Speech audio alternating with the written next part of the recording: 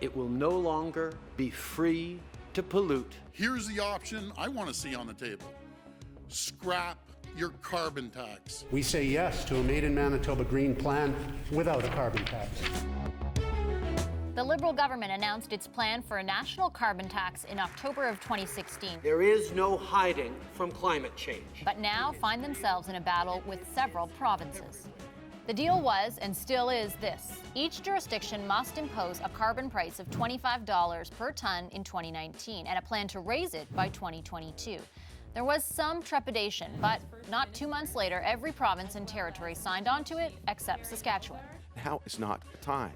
2018 is not the time for a tax. This year, though, the dominoes began to fall behind Saskatchewan when Ontario voters ousted the Liberals and elected a PC government. It is absolutely the worst tax anyone could put on the workers and families of Ontario.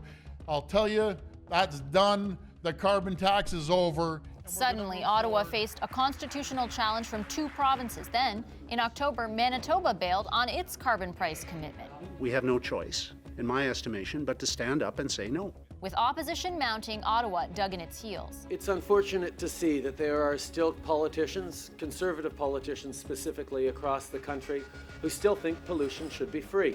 We will be moving forward with putting a price on pollution. Then last month, the PCs toppled the Liberals in New Brunswick and joined the opposition's ranks.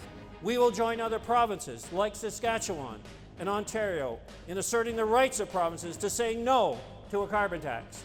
That makes 4 provinces which refuse to comply with Ottawa's price on carbon, nearly half the country's population.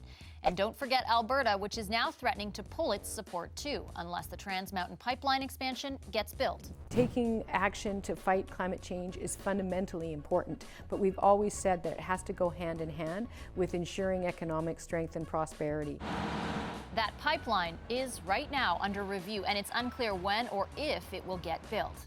If Alberta did abandon the carbon program, that would tip the scales. The feds would then have to impose a carbon tax on more than half the country's population.